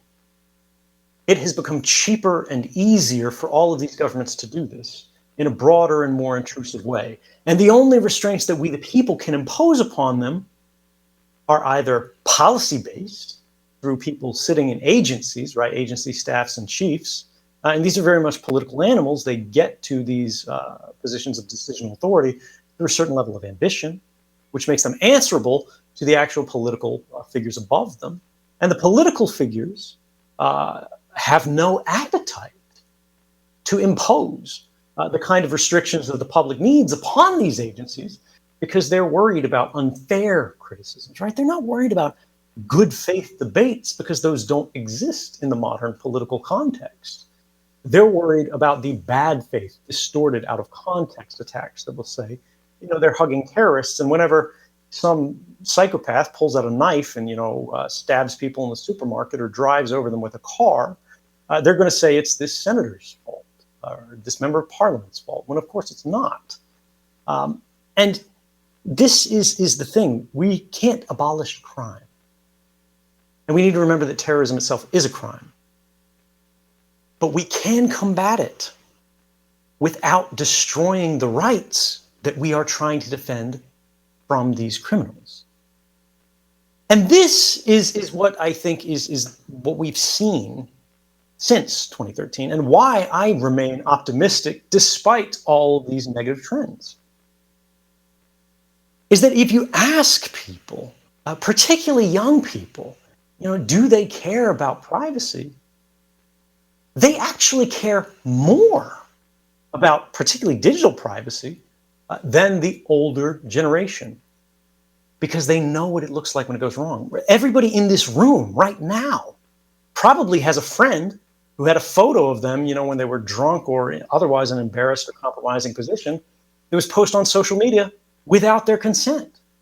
Right? And it either lost them a job or got them in trouble with their parents or, their significant other or any of these things. And those are small stakes, but they're very personal, right? And it makes them understand the problem is very real. And the funny thing is, when we talk about changing the structure and the fact that, yes, 2013 didn't wave a magic wand of reform and bring us into the utopia that we all dream of, it did let us take a step forward to a common understanding of the facts, right? Regardless of whether people are conservative, regardless of whether they're liberal in their political leanings, they do understand they are being spied upon, and not just by their own government, which they might trust, right? But every other government and companies that they don't trust. And when we look at all of this, and we start to develop a common understanding, and we start to at least agree that these are things that we dislike, but we don't feel that we can control them, it brings us back to that moment of the Patriot Act, right? The government had a plan. They had a desired set of reforms that they couldn't institute because they didn't have an opportunity. We, the public, have a desired set of reforms that we cannot realize. Because look, even if you pass the best laws in the world in Canada, it's not going to do anything about Facebook. Facebook doesn't care about your laws. They don't care about the EU's GDPR, right? They're dancing around it, but their site right now is in flagrant violation of the GDPR, right? Which threatens a 4% of global revenues penalty, which is staggeringly high in this context. But they haven't made their site compliant, right? Because they know they can drag it out through the legal system for 10 years, and by the time anything's found against them, the laws will have been changed, and they'll be on to the next round. However, eventually we will reach a point of crisis. And this is when all true reforms come forward. It's when they push one step too far. Because all of us may have different opinions. We may have different sort of strengths with which we feel this. We may have different levels of commitment to which we're willing to oppose this.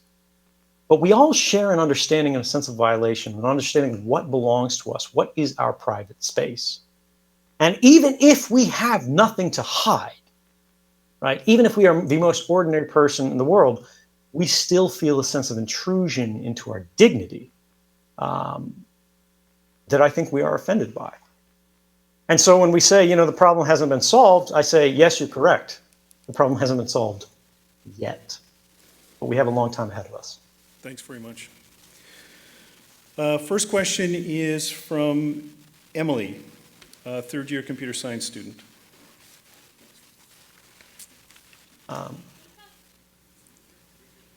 Are we going to have that read out? Or She should be, try that. That the public has become more or less resilient to the manipulation they were subjected to as a result of the NSA's PRISM program?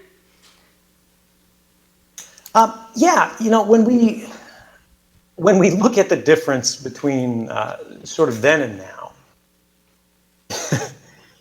there was an astonishing reaction to the idea that President Barack Obama, who by all polling at least, was a very respected and relatively trusted American president, using these tools of mass surveillance against everyone, sort of everywhere, even against his closest allies.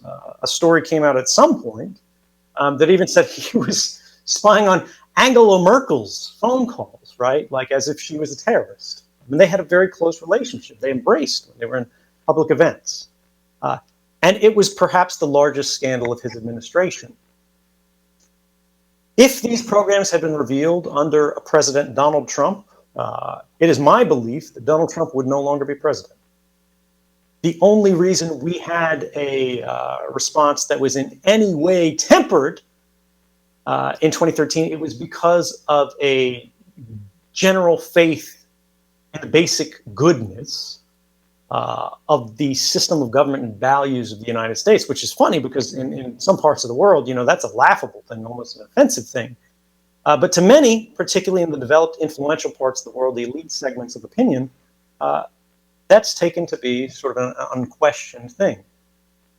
I don't believe that today we still have that same status quo. Thanks very much. Trevor Rose, third year Faculty of Arts and Social Science student.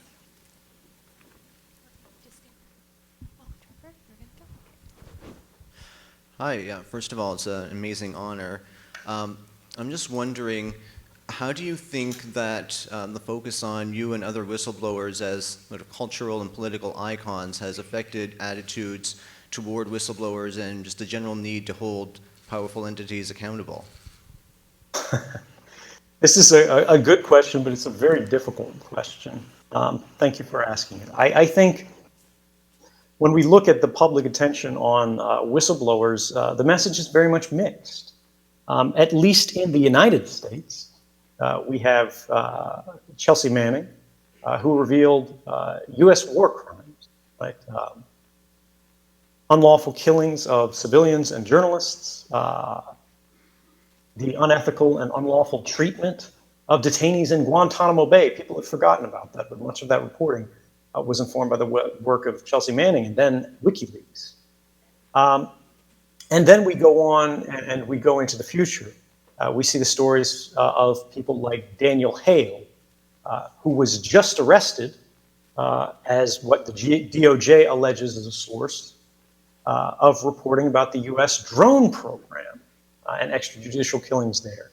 When we talk about Terry Albury, who was arrested as a source of reporting related to the FBI's sort of abuse of racial minorities in their investigation practices. When we look at Reality Winner, who revealed a single document, according to government, from the NSA on the day former FBI Director James Comey was fired by Donald Trump, showing what the NSA analysts presumed to be or assessed to be Russian targeting of U.S. electoral infrastructure, which is a story which is actually very poorly covered in the United States media relative to all the other sort of allegations that have happened in that sphere. She got the longest sentence of a civilian whistleblower in U.S. history, I believe, 63 months. So Chelsea Manning, who was sentenced to 35 years, she was in the military, so it was a slightly different system, was then had her sentence commuted by Barack Obama after 7 years, was held in conditions that the United Nations considered to be equivalent to torture. And then you see the case of myself, where I'm exiled, right? I was trying to go to Latin America, and the United States government canceled my passport when they heard I had left Hong Kong en route to Ecuador. And I applied for asylum in 21 different countries around the world, I think one of which was Canada, but also Germany, France, places like that. And none of them have been willing to let me come. So we see this larger awareness of whistleblowers. At the same time, we see an increasing sort of crackdown on them, both by the United States government and, very unfortunately, their allies. And I think it's a very dark thing, sort of a cruel irony. The idea that the only way an American who can reveal, or who has revealed, uncontroversially, criminal acts by the United States government in violation of human rights, not just in the United States, but around the world, is not safe in Canada or Europe. I think that's a dangerous thing, and while the increased awareness of it and sort of public understanding of the importance of access to not just true, but provably true facts in a paradigm where everybody's talking about things like fake news is a very powerful force. But I think it's very important that we, as the public, look at all of these whistleblowers who are being jailed, right? And who are in circumstances that are very much worse than my own, and we support them. And this, just to bring it back to the reason that this talk is, for the benefit of which this talk is being held. The families who helped protect me, right? When I was in Hong Kong and I had nowhere to turn, I knocked on their door, and they opened it and they welcomed me in when they had nothing. You know, I was incredibly vulnerable. They knew it was a dangerous situation, and yet they still helped me. When we look at the concept of sort of whistleblowing and where it's going, I think as long as there are people like that still in the world who are still willing to stand up, we still have a chance. Mr. Snowden, I think it's probably around 4 o'clock in the morning, and you've already spent quite a bit of time crystallizing for us the nature of the problem. I'm going to try to squeeze 2 more questions in and then make some closing comments. How does that sound? Sure, I'll try to be brief. If you want to get in one more, I'll make the time for you, but I understand people probably have classes to get to. Fantastic.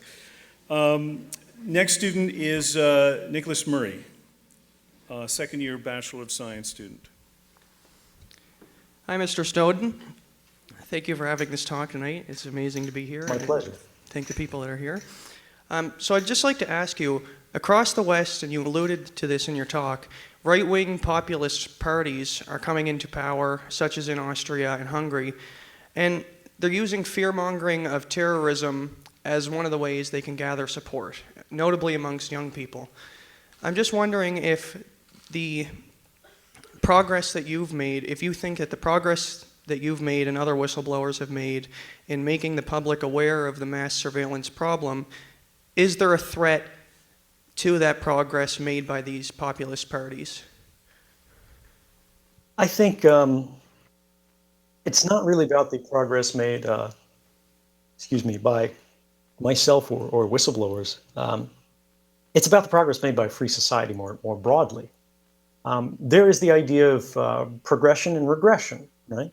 And we are very much in a regressive moment, strictly when we're talking about public liberties, right? Even if you support these parties, we don't have to say these things are bad, even though I very strongly disagree with these authoritarian leanings that we see spreading so broadly across society.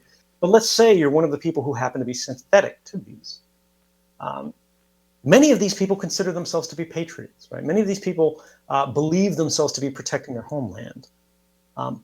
But I would argue, if you are so fearful of foreigners that you are willing to destroy your own rights, the rights of your family, the rights of everyone who lives in your country, you are not protecting anything. You are, in fact, harming them.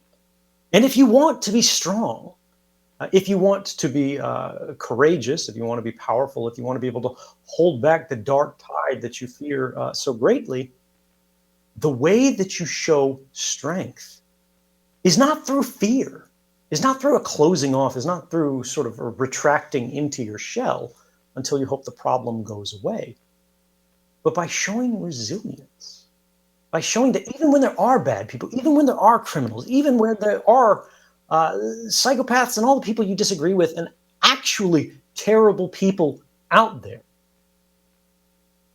you have built a society that can survive them, that can respond to them, that can try them in open courts, that can establish and prove their crimes, beyond a reasonable doubt for everybody that is watching them.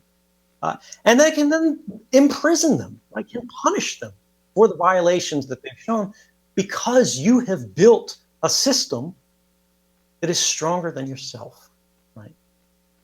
If you can't have faith in your country, if you can't have faith in your system that is greater than your fear of someone who doesn't look like you, I don't see that as strength. I see that as weakness. Thanks very much. So last question from Peter Frost, second-year Bachelor of Commerce student. I want to say thank you. How can individuals and companies protect our security and autonomy when faced with competitive pressure to adopt technology that compromises us? Oh, that's that's a great question, and it's a very difficult question because this actually applies on the policy basis too. One of the arguments, the evergreen arguments that you don't really hear in public much, but you do hear in policy circles at the think tanks when they talk about these things, is when they actually admit that all these civil liberties organizations and all these do-gooders actually have a point, and they will admit privately, yes, these are violations of law and our rights and our values and all that stuff. Sure, true, fair, right? Won't say that in front of the newspaper, but we'll say that privately. But then they go, but if we did what you said, that would be unilateral disarmament. All the bad people in the world would still be using those capabilities, right? But we ourselves would have let them down. And so we would be attacked by the very things that we would had given up, and we wouldn't be able to respond with them in kind. And the funny thing is, the answer is, when you look at this at least on the policy level, is that, well, yes, that is the point. That is leadership. That's what it means. It means being the first to do something in an attempt to establish a new norm. And then you punish infractions of violations of that norm. And we have seen this happen in the last century in the context of nuclear arms. And in fact, it has been effective.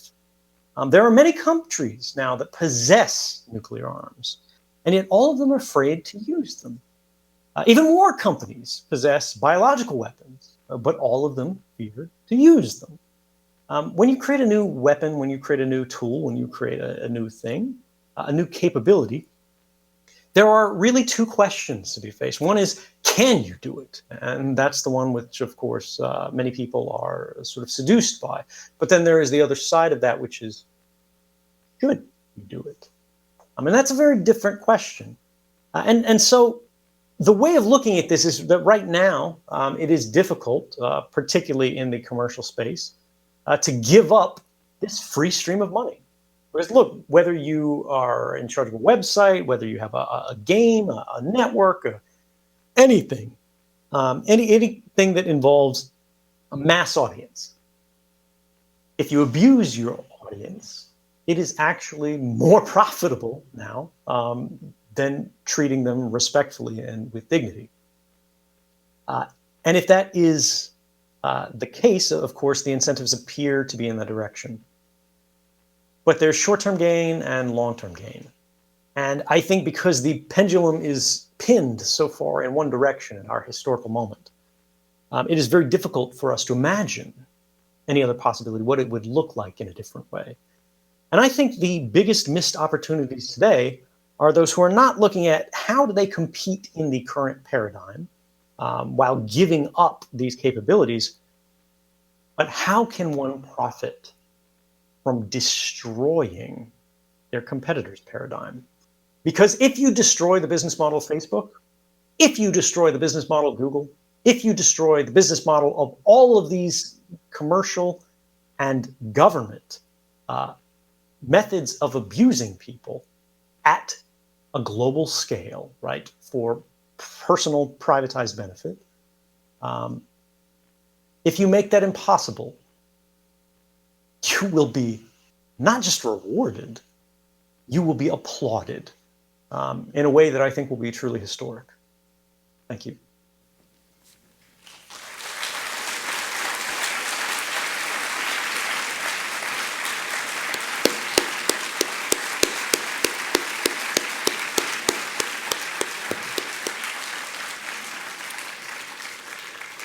Thank you very much, Mr. Snowden, for joining us this evening. You risked your own personal safety and freedom to reveal the U.S. surveillance program, and you've sacrificed a great deal for a very principled cause. The Wall Street Journal revealed on April 24th that the NSA is currently recommending dropping their phone surveillance program. At least with respect to the phone surveillance program, the NSA now sees no compelling value-added justification for the program when compared against the costs and the enormous consequences that you outlined tonight. On April 25th, you tweeted, "First they laugh at you, then they fight you, then they admit you were right all along and maybe shouldn't have been violating everyone's rights in the first place." These are very positive signs that your sacrifice succeeded in pushing us in the right direction. A pretty clear indication that your efforts are paying off. So on behalf of the faculty, students, alumni, members of the Dalhousie community, everyone attending tonight and watching online, I want to thank you very much for your sacrifice and for joining us tonight. Thank you.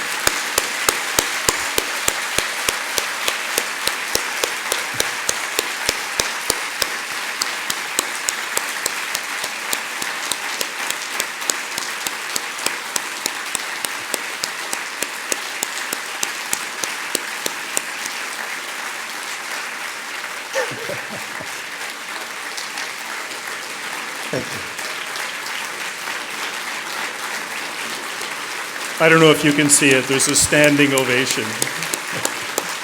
Thank you so much.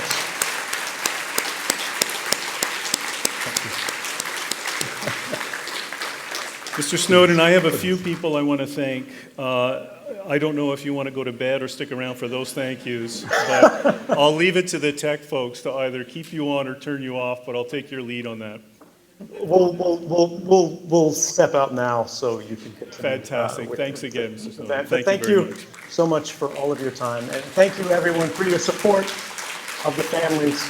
And please, please, the last thing that I have to say is so many people when they see me go, they tell me, be careful or good luck. And I don't want you to be careful, and I'm not going to be careful. I want you to be free and stay free. Thank you so much and good night.